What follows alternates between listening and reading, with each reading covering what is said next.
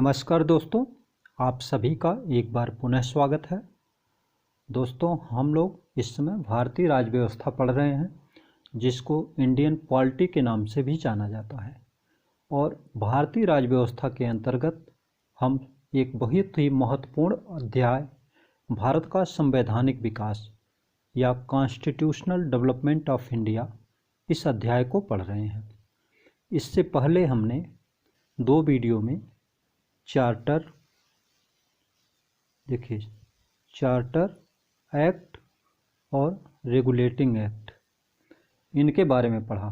Charter act ऐसे act थे जिनके द्वारा ब्रिटेन की महारानी ने भारत से व्यापार करने वाली कंपनी को कुछ अधिकार प्रदान किए थे।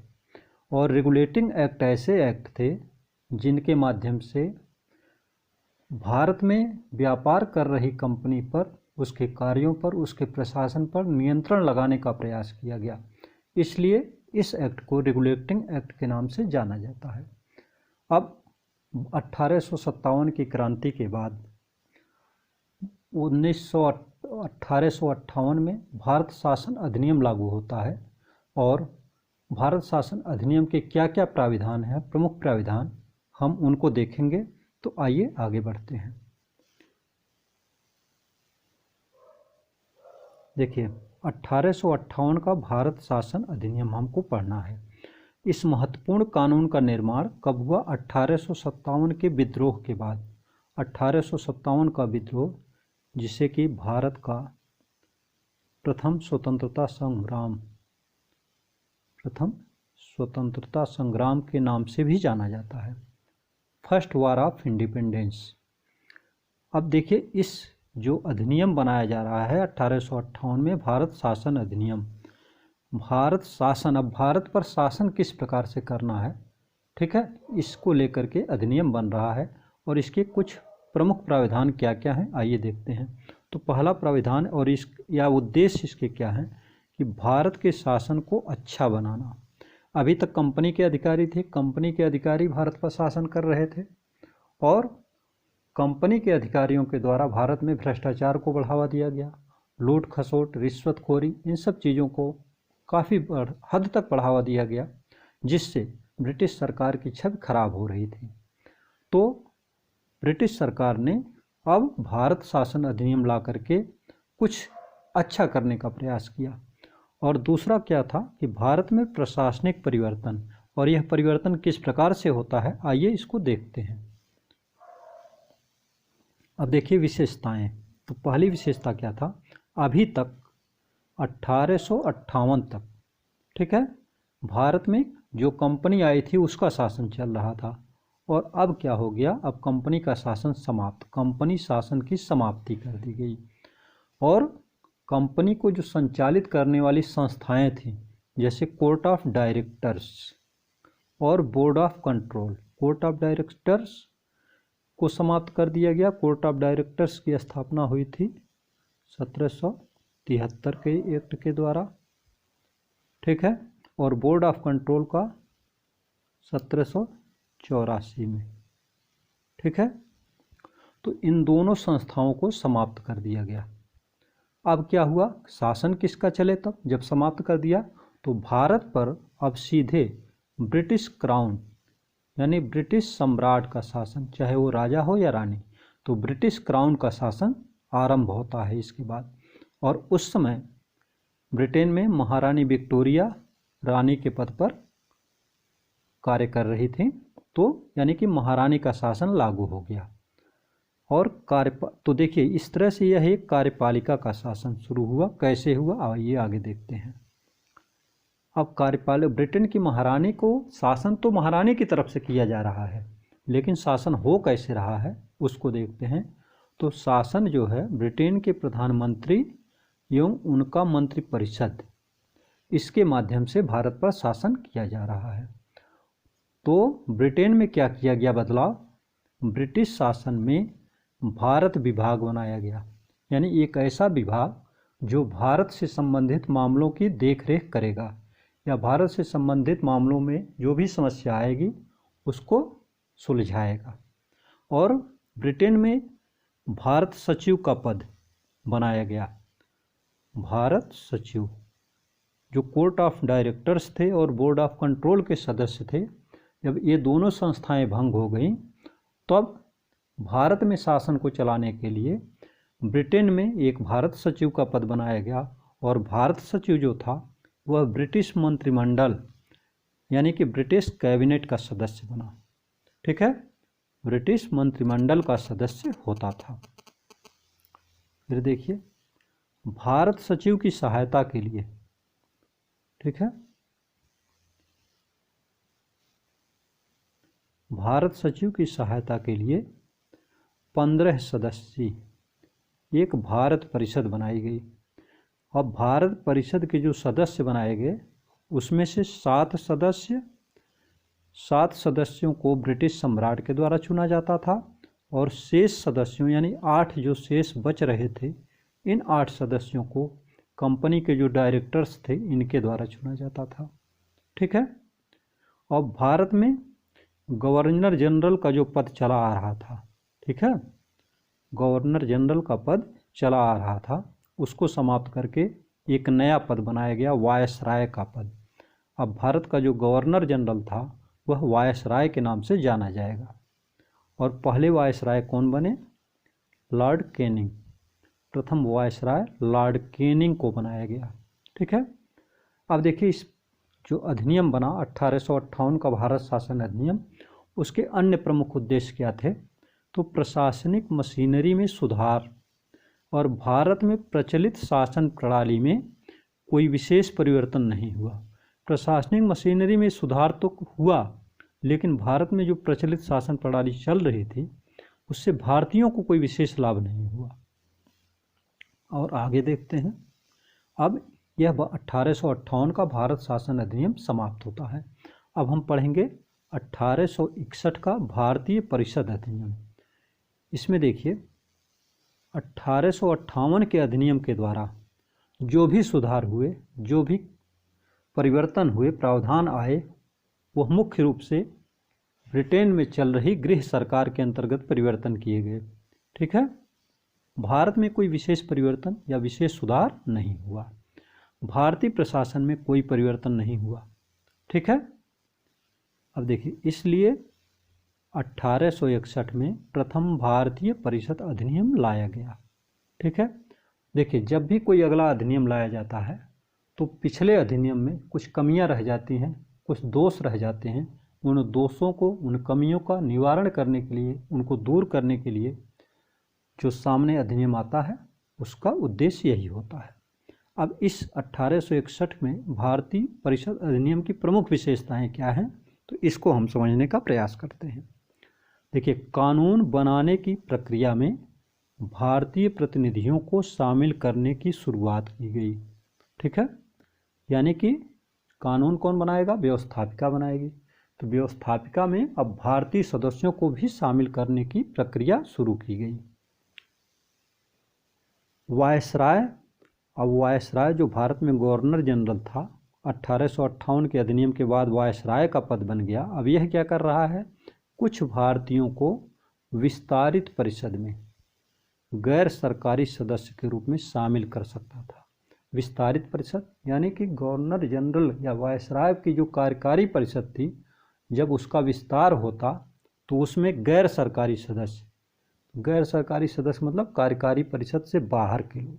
ठीक है, 1862 में लॉर्ड कैनिंग ने 3 भारतीयों को विधान परिषद में शामिल किया। ये 3 भारतीय, अक्सर इस प्रश्न को पूछ लिया जाता है कि 1862 में लॉर्ड कैनिंग ने किन 3 भारतीयों को विधान परिषद में शामिल किया, तो विकल्प दे देगा, उसमें से आपको चयन करना होगा। तो देखिए, पहले थे बनारस के राजा, पटियाला के महाराजा और सर दिनकर राव। इन 3 लोगों को वायसराय की परिषद में शामिल किया गया। और क्या प्रावधान हुआ? मद्रास एवं बम्बई प्रेसिडेंसियों को पुनः विधायी शक्ति प्रदान की गई। पुनः विधायी शक्ति प्रदान की गई मतलब उनको कानून बनाने की शक्ति पुनः दे दी गई। और इस प्रकार से देखिए, पहले मद्रास और बम्बई के प्रेसिडेंसियों को कानून बनाने का जो अधिकार प्राप्त था उसको समाप्त करके बंगाल के गवर्नर जनरल को दे दिया गया था। लेकिन मद्रास एवं बम्बई प्रेसिडेंसियों को पुनः विधायी शक्ति प्रदान की गई, यानी कि उन्हें कानून बनाने का पुनः अधिकार प्रदान कर दिया गया और इस तरह से यह विकेंद्रीकरण की पुनः शुरुआत हो रही है।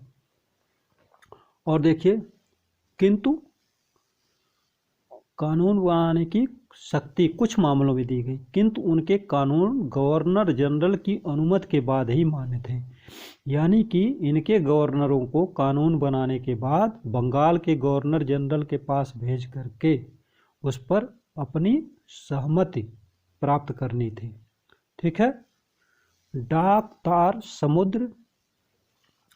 तार समुद्र सैनिक मामलों में गवर्नर जनरल की पूर्व अनुमति अनिवार्य थी। ठीक है। देखिए, 1773 की रेगुलेटिंग एक्ट की केंद्रीकरण की नीति। रेगुलेटिंग एक्ट में क्या किया गया था? मद्रास और बम्बई के गवर्नरों को कानून बनाने की शक्ति छीन ली थी और बंगाल के गवर्नर जनरल को ये दे दी गई थी, तो उस नीति को बदल दिया गया। ठीक है। बंगाल, उत्तर पश्चिम सीमा प्रांत एवं पंजाब में 1862 में, 1866 में और 1897 में विधान परिषद का गठन किया गया। ठीक है। अब आगे देखते हैं। वायसराय को अधिक नियम एवं आदेश की शक्ति। अब जो गवर्नर जनरल के बाद वायसराय का पद आ गया था, तो वायसराय को अधिक नियम एवं आदेश की शक्ति दे दी गई कि वह अधिक नियम बना सकता है, अधिक आदेश जारी कर सकते हैं। पोर्टफोलियो प्रणाली होता है, जैसे मुख्यमंत्री अथवा प्रधानमंत्री अपनी कैबिनेट के मंत्रियों में विभागों का बंटवारा करते हैं, तो विभागीय प्रणाली को लागू किया गया कि आप सिंचाई देखेंगे, कोई पीडब्ल्यू देखेगा, कोई समाज कल्याण देखेगा। इस तरह से मंत्रियों में विभागों का बंटवारा किया गया। ठीक है। वायसराय की परिषद का सदस्य एक या एक से अधिक विभागों का प्रभारी बन सकता था, यानी कि वायसराय की जो कार्यकारी परिषद थी उसके एक सदस्य को एक से अधिक विभाग भी दिए जा सकते थे। वायसराय को अध्यादेश जारी करने की शक्ति दी गई। कानून बनाने के लिए वायसराय की कार्यकारिणी में न्यूनतम 6 सदस्य और अधिकतम 12 सदस्य कर दिए गए। ठीक है। और इनका चुनाव 2 वर्ष के लिए वायसराय द्वारा मनोनीत किए जाते थे। और एक और भी इसकी शर्त थी कि इसमें कम से कम आधे गैर सरकारी सदस्य होने चाहिए। ठीक है। चलिए और आगे बढ़ते हैं। अब देखिए, विधान परिषद का कार्य क्या था? विधान परिषद का कार्य मात्र कानून बनाना था, प्रशासन चलाने में अथवा वित्त पर प्रश्न पूछने का कोई अधिकार नहीं था। ठीक है। तो इस एक्ट के द्वारा जो मुख्य परिवर्तन हुआ वह यह हुआ कि मद्रास और बम्बई की प्रेसिडेंसियों को कानून बनाने की शक्ति दी गई, या फिर विकेंद्रीकरण की शुरुआत। 1773 में जो केंद्रीकरण की नीति लागू की गई थी उसको पलट करके पुनः विकेंद्रीकरण की नीति की ओर बढ़ा गया। अब हम पढ़ेंगे 1892 का भारतीय परिषद अधिनियम। देखिए, भारत में स्वतंत्रता व अधिकारों की मांग के लिए इस समय बहुत सारे आंदोलन चलाए जाने लगे थे और 28 दिसंबर 1885 को कांग्रेस की भी स्थापना हो गई थी। तो कांग्रेस भी अब भारतीय समाज की तरफ से अंग्रेज़ों से मांगे रखने लगी। तो अंग्रेज़ों ने क्या किया? अंग्रेज़ों ने आंदोलन के दृष्टिगत भारतीयों को कुछ अधिकार देने के लिए इस अधिनियम को लाए वो, और विशेषताएं क्या रखी? देखिए, कार्यकारिणी के सदस्यों की संख्या न्यूनतम 10 कर दी और अधिकतम 16 कर दी। पहले क्या थी? 6 से 10 किया, और ये 12 थी तो इसको 12 से 16 कर दिया, यानी 4 दोनों जगहों पे बढ़ा दिया गया। और न्यूनतम 40%, पहले आधे होते थे गैर सरकारी, अब इसको 10% घटा करके 40% गैर सरकारी सदस्य होना अनिवार्य किया गया। सबसे महत्वपूर्ण प्राविधान इस अधिनियम का क्या था 1892 का? देखिए, तो निर्वाचन पद्धति का आरंभ होना, यानी कि चयन की प्रक्रिया, चुनाव की प्रक्रिया शुरू की गई। परंतु चुनाव किस प्रकार से होता था? अप्रत्यक्ष रूप से। प्रत्यक्ष चुनाव अभी नहीं होता था और इसलिए इन्हें मनोनीत कहा जाता था, नॉमिनेटेड। इलेक्टेड नहीं, नॉमिनेटेड। ठीक है, नॉमिनेटेड सदस्य माना जाता था। विधानमंडल के सदस्यों के अधिकार 2 क्षेत्रों में बढ़ाए गए। किन किन क्षेत्रों में बढ़ाए गए? पहला, बजट पर विचार विमर्श।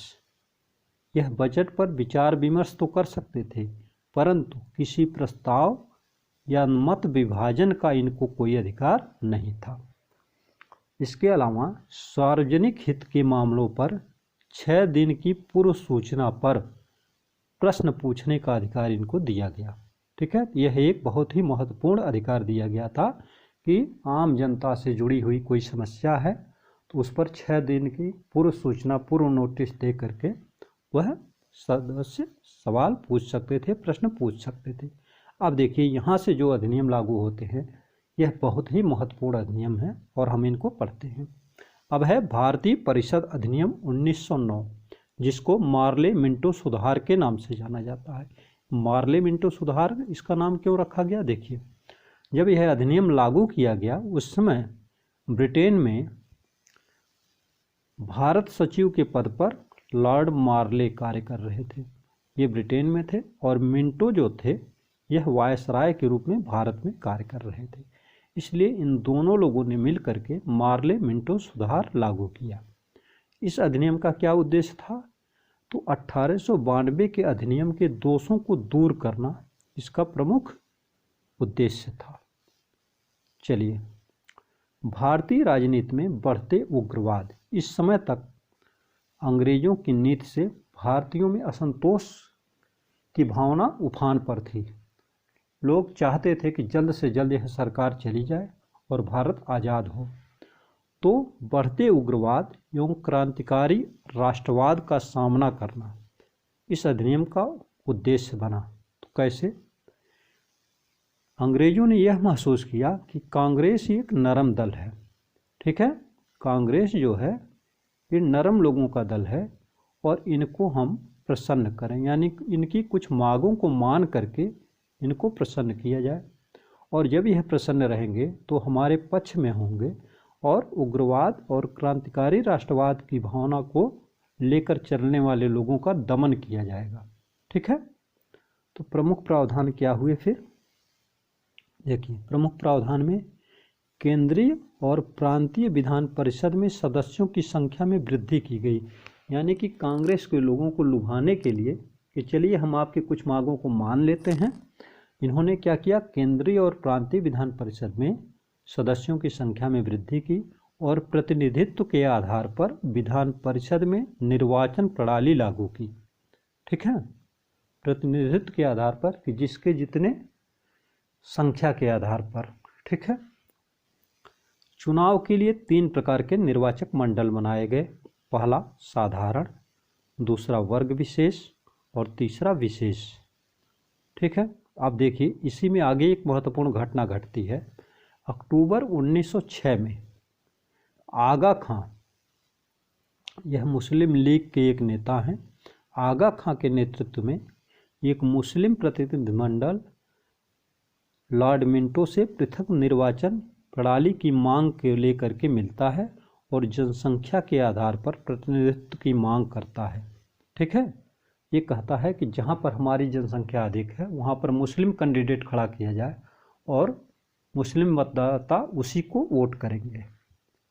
तो सांप्रदायिक आधार पर निर्वाचन पद्धति को स्थापित करने का यह एक तरह से प्रयास था।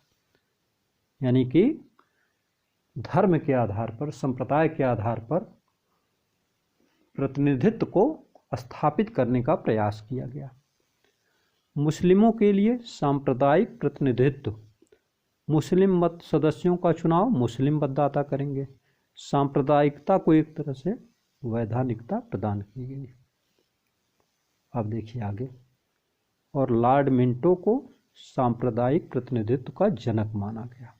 ठीक है, क्योंकि उनके द्वारा ही यह प्रावधान स्थापित करने का प्रयास किया गया।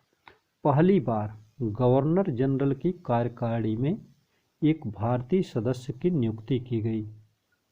ठीक है, और प्रथम सदस्य कौन थे? गवर्नर जनरल की कार्यकारिणी में जो प्रथम भारतीय सदस्य नियुक्त किए गए सत्येंद्र प्रसाद सिन्हा, और इनको विधि सदस्य बनाया गया। ठीक है, ये लॉ का काम देखेंगे। और इंग्लैंड स्थित भारत परिषद में 2 भारतीय सदस्यों की नियुक्ति की गई। कौन कौन? आइए देखते हैं। केसी गुप्ता, सैयद हुसैन बिलग्रामी, इन 2 भारतीयों की नियुक्ति लंदन स्थित भारत परिषद में की गई। इस अधिनियम में presidency corporation, chambers of commerce, विश्वविद्यालयों व जमींदारों के लिए भी पृथक प्रतिनिधित्व का प्रावधान किया गया। इस तरह से अगर हम इसके परिणाम पर चर्चा करें तो नाम मात्र के सुधार, ठीक है, तो अगर हम इस अधिनियम के परिणामों पर चर्चा करें तो हम नाम मात्र के सुधार पाते हैं, कोई खास सुधार, खास प्रगति नहीं, वास्तविक रूप में कुछ नहीं। अधिनियम का मुख्य उद्देश्य विधान परिषदों को परामर्शदात्री संस्थाओं के रूप में विकसित करना था, न कि भारत में उत्तरदायी सरकार की स्थापना करना। ठीक है, अब हम भारत शासन अधिनियम 1919 को पढ़ेंगे। देखिए, भारत शासन अधिनियम मॉन्टेग्यू चेम्सफोर्ड सुधार के नाम से जाना जाता है। मॉन्टेग्यू चेम्सफोर्ड सुधार इसका क्यों नाम दिया गया? उस समय मॉन्टेग्यू इंग्लैंड में भारत सचिव के रूप में थे और चेम्सफोर्ड भारत में वायसराय के रूप में। ठीक है, आगे चलते हैं। अब यह अधिनियम क्यों लाया गया? देखिए, भारत में अंग्रेजों की नीति से असंतोष उत्पन्न हो रहा था। उसी समय होम रूल आंदोलन भी चला, उससे राष्ट्रीय चेतना आई। ठीक है, और भारत के ब्रिटिश प्रशासन में भारतीयों को अधिक सक्रिय योगदान का अवसर प्रदान करने के लिए भारत के ब्रिटिश प्रशासन में भारतीयों को अधिक सक्रिय योगदान का अवसर प्रदान करने के लिए 20 अगस्त 1917 को मॉन्टेग्यू ने प्रस्तावित सुधारों की घोषणा की। जो मॉन्टेग्यू चेम्सफोर्ड सुधार थे उनकी घोषणा कब हुई? 20 अगस्त 1917 को। यह पीटी का बहुत ही महत्वपूर्ण प्रश्न है, इसको आप याद रखेंगे। अब देखिए, तो घोषणा की मुख्य 4 बातें। ब्रिटिश शासन का लक्ष्य भारत में स्वशासन लागू करना है या स्वशासन का विकास करना है। स्वशासन आएगा कैसे? एकदम से लागू नहीं किया जाएगा, इसको विभिन्न चरणों में लागू किया जाएगा। इन चरणों का निर्धारण स्वशासन की दिशा में भारतीयों की प्रगति, यानी भारतीयों ने स्वशासन को प्राप्त करने के लिए कितनी प्रगति की है उस पर निर्भर करेगा। और जो प्रगति है भारतीयों की, उसका मूल्यांकन या उसका निर्धारण ब्रिटिश संसद एवं भारत सरकार के द्वारा किया जाएगा। भारत सरकार में कौन? वायसराय और उसकी कार्यकारिणी परिषद। ठीक है, चलिए आगे देखें। अब प्रमुख प्रावधान और क्या है? केंद्रीय एवं प्रांतीय विषयों को पृथक किया गया, यानी कि कुछ विषयों पर केंद्र सरकार कानून बनाएगी, कुछ प्रांतीय। ठीक है, राज्यों पर केंद्रीय नियंत्रण कम हो गया और दोनों को अपनी सूची के विषय पर कानून बनाने का अधिकार प्रदान कर दिया गया। ठीक है, तो प्रांतीय प्रशासन के क्षेत्र में द्वैध शासन प्रणाली, प्रांतीय प्रशासन के क्षेत्र में द्वैध शासन प्रणाली लागू की गई। द्वैध शासन प्रणाली देखिए, यानी कि प्रांतीय कार्यकारिणी को 2 भागों में बांटा गया। पहले में गवर्नर, जैसे प्रांतीय मतलब बम्बई, मद्रास, बंगाल, बिहार, इस तरह जो प्रांतीय हैं उन पे जो गवर्नर काम कर रहे हैं उनके प्रशासन को बांटा गया है। तो गवर्नर एवं उसकी कार्यकारिणी, तो गवर्नर और उसकी कार्यकारिणी जो थी यह विधान परिषद के प्रति उत्तरदायी नहीं थी, यानी कि इनको अविश्वास प्रस्ताव आने पर त्यागपत्र देने की कोई आवश्यकता नहीं थी। लेकिन गवर्नर एवं उनके मंत्री जो थे ये विधान परिषद के प्रति उत्तरदायी थे और अविश्वास प्रस्ताव इनके खिलाफ अगर पास होता है तो इन्हें अपने पद से त्यागपत्र देना पड़ता है मंत्रियों को। ठीक है, चलिए आगे बढ़ते हैं। प्रांतीय विषयों को दो भागों में बांटा गया। पहला आरक्षित विषय में जो महत्वपूर्ण विभाग थे, महत्वपूर्ण विषय थे, उनको रखा गया, जैसे भू राजस्व, कानून व्यवस्था, वित्त, सिंचाई, खनिज, प्रशासन, पुलिस आदि। हस्तांतरित जो विषय थे ये शिक्षा, स्वास्थ्य, इनको हस्तांतरित विषय में रखा गया। तो जो आरक्षित विषय थे, आरक्षित विषय गवर्नर एवं उसके कार्यकारी के अधीन थे और हस्तांतरित विषय थे वो गवर्नर एवं उसके मंत्रियों के अधीन थे। ठीक है, इस प्रकार से इस अधिनियम के द्वारा देश में पहली बार द्विसदनीय व्यवस्था लागू की गई, प्रत्यक्ष निर्वाचन की व्यवस्था की गई।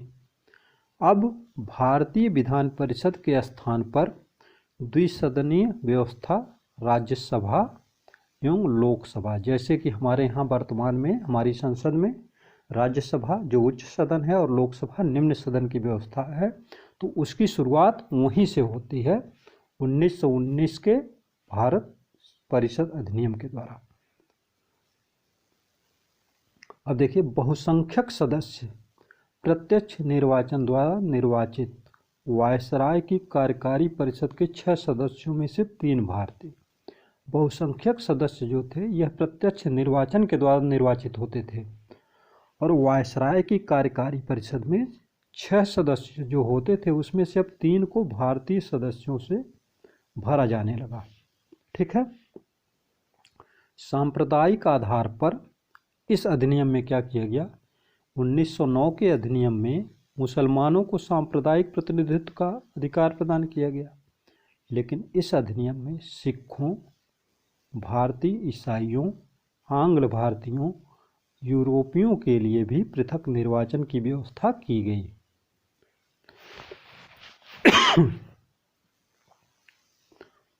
संपत्ति, कर एवं शिक्षा के आधार पर मताधिकार।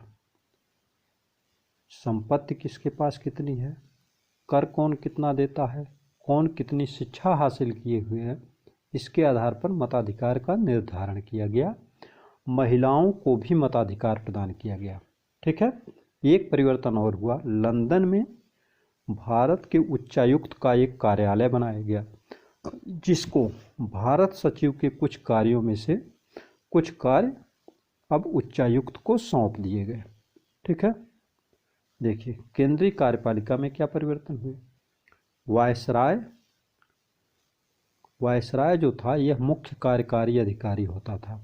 ठीक है, व्यवस्थापिका में क्या परिवर्तन हुआ, व्यवस्थापिका को द्विसदनीय बनाया गया, केंद्रीय विधानसभा निम्न सदन और राज्य परिषद यह उच्च सदन, इसको हम लोकसभा कह सकते हैं और इसको राज्यसभा कह सकते हैं। अन्य प्रमुख प्रावधान देखिए, लोक सेवा आयोग का गठन, 1926 में केंद्रीय लोक सेवा आयोग का गठन, पहली बार केंद्रीय बजट को राज्यों के बजट से अलग किया गया, यानी कि केंद्र अपना बजट बनाएगा और राज्य अपने बजट बनाएंगे। ठीक है, उनको अपने अपने बजट बनाने की स्वतंत्रता दे दी गई।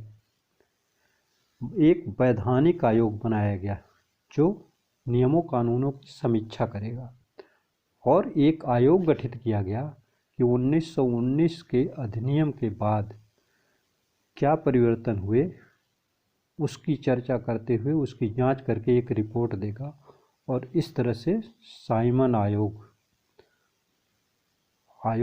गठित हुआ और इस आयोग ने अपनी रिपोर्ट दी और उस रिपोर्ट के आधार पर आगे की कार्रवाई करते हुए भारत शासन अधिनियम 1935 लागू किया गया। अब देखिए, यह अधिनियम जो है बहुत ही महत्वपूर्ण है। अगर हम देखें तो हमारा वर्तमान संविधान 50 से 60% जो इसके प्राविधान हैं वह भारत शासन अधिनियम 1935 से लिए गए हैं। तो इस अधिनियम को संवैधानिक प्रस्तावों में अंतिम, सबसे अंतिम प्रस्ताव कहा जा सकता है। ठीक है, संवैधानिक प्रस्तावों में सबसे अंतिम। और यह अधिनियम भारत में पूर्ण उत्तरदायी सरकार के गठन में एक मील का पत्थर, ठीक है, मील का पत्थर माना जा सकता है। यह एक बड़ा और जटिल दस्तावेज है जिसमें 14 भाग थे, 321 धाराएं थीं, 10 अनुसूचियां थीं। ये आप याद कर सकते हैं, प्रश्न पूछा जा सकता है कि 1935 के भारत शासन अधिनियम में कितने भाग, कितनी धाराएं और कितनी अनुसूचियां थीं। और आगे बढ़िए, प्रमुख विशेषता इसकी क्या है? अखिल भारतीय संघ बनाने की घोषणा की गई, यानी कि पूरे देश का एक संघ बनेगा जिसमें 11 ब्रिटिश क्षेत्र शामिल होंगे, चीफ कमिश्नर के 6 क्षेत्र शामिल होंगे और देशी रियासतों को उनकी इच्छा पर छोड़ दिया गया कि वह भी शामिल हो सकते हैं और नहीं भी हो सकते हैं। केंद्र में द्वैध शासन, 1919 के अधिनियम के द्वारा प्रांतों में द्वैध शासन लागू किया गया, लेकिन अब 1935 के अधिनियम के द्वारा केंद्र में द्वैध शासन लागू किया गया। आंशिक उत्तरदायी शासन, अब देखिए, जब केंद्र में द्वैध शासन लग गया तो विषयों का पुनः विभाजन किया गया और विषयों की सूचियां बनाई गई। 3 सूचियां बनी।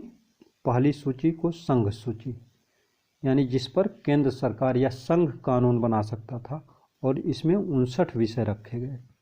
दूसरी सूची प्रांतीय या राज्यों की सूची थी।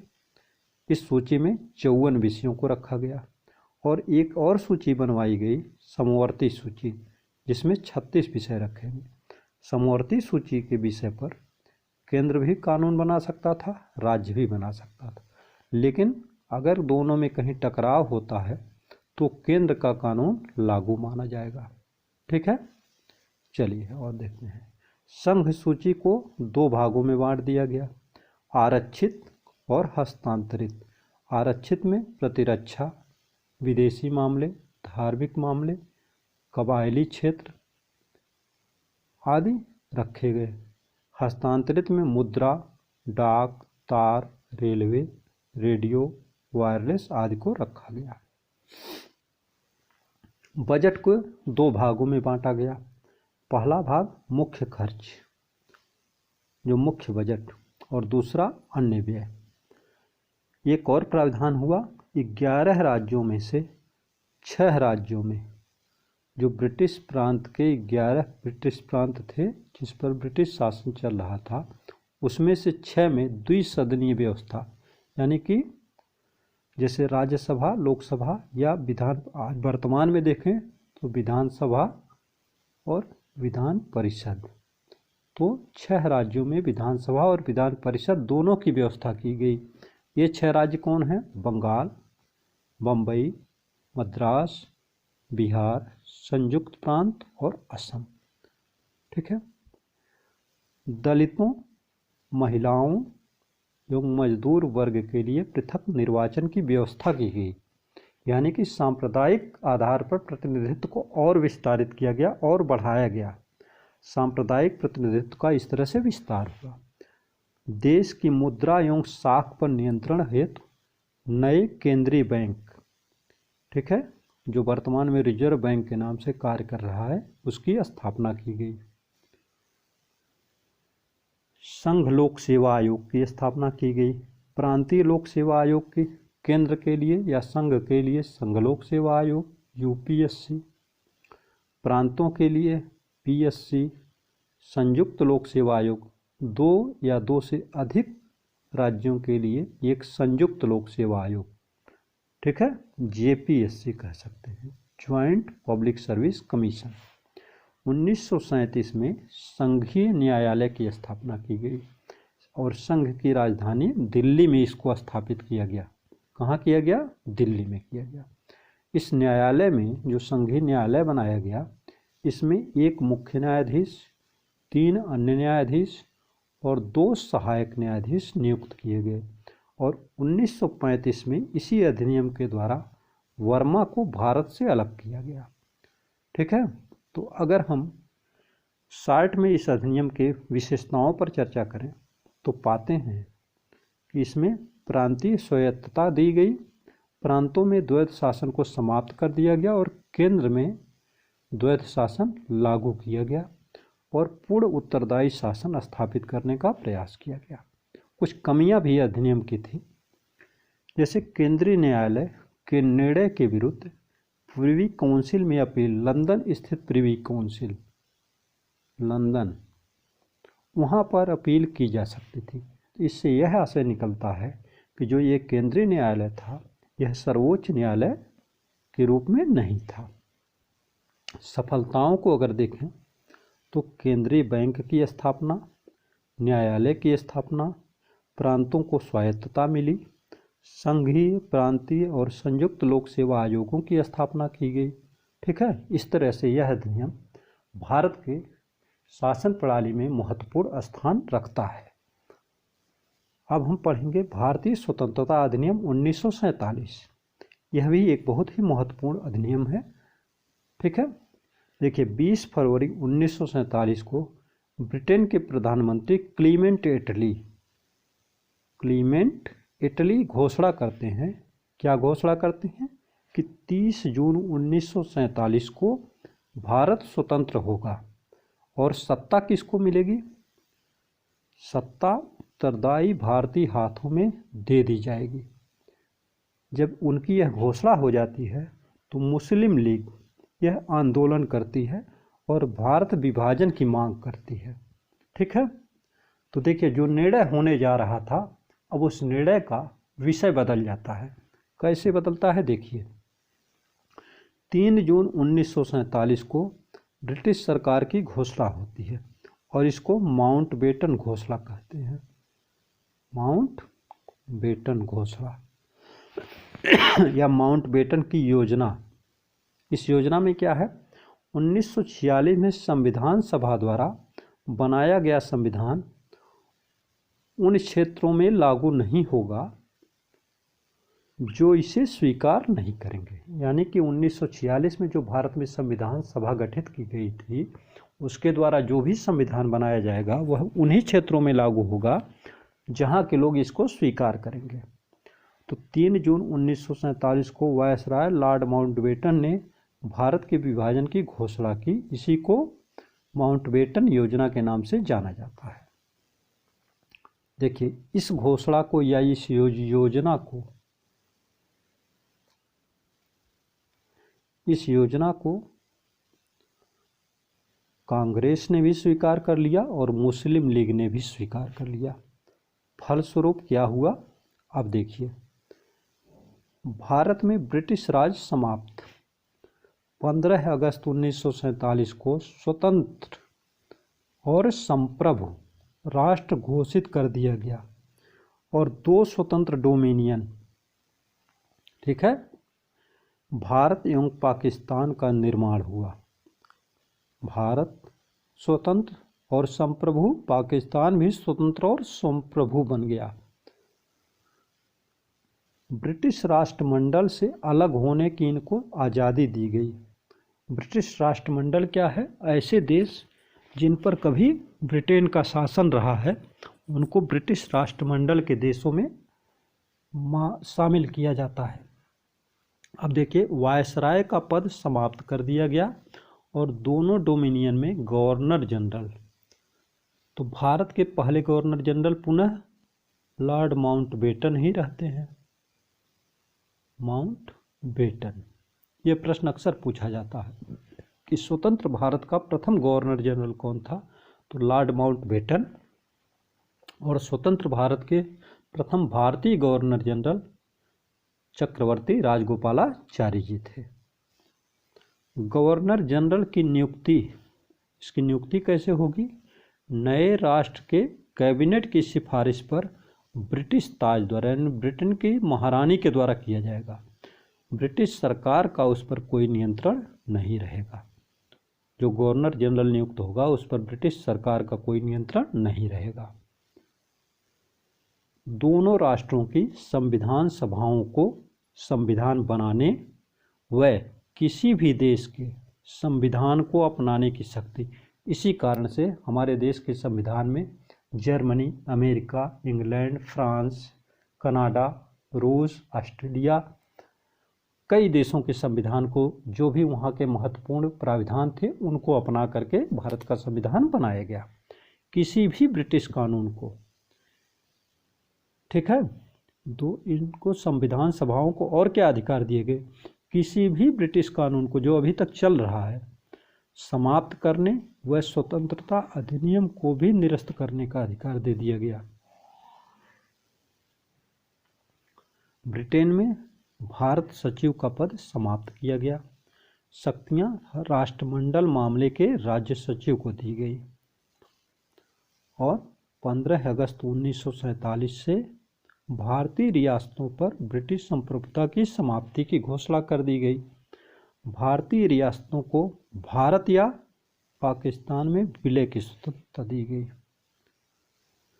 इस तरह से फिर देखिए 1946 में बनी संविधान सभा स्वतंत्र भारत की संसद के रूप में स्वीकार की गई और शाही उपाधि से भारत का सम्राट पहले कहा जाता था। जब भारत पर अंग्रेजों का शासन चल रहा था तो ब्रिटेन के राजा को भारत का सम्राट कहा जाता था। यह शब्द समाप्त कर दिया गया और भारत के गवर्नर जनरल को भारत संघ का एवं प्रांतीय गवर्नरों को राज्यों का संवैधानिक प्रमुख नियुक्त किया गया और ये वहाँ की मंत्रिपरिषद के परामर्श के आधार पर कार्य करेंगे, ऐसा प्राविधान किया गया। इस तरह से हमने भारत का संवैधानिक विकास में charter act, charter regulating act और भारत शासन अधिनियम को पढ़ा। ठीक है, मुझे आशा ही नहीं पूर्ण विश्वास है कि आपको यह वीडियो लेक्चर अवश्य ही पसंद आया होगा और आप इससे लाभ उठाएंगे। आपसे निवेदन है कि चैनल को लाइक, शेयर और सब्सक्राइब करना न भूलें। आपका दिन शुभ हो। धन्यवाद।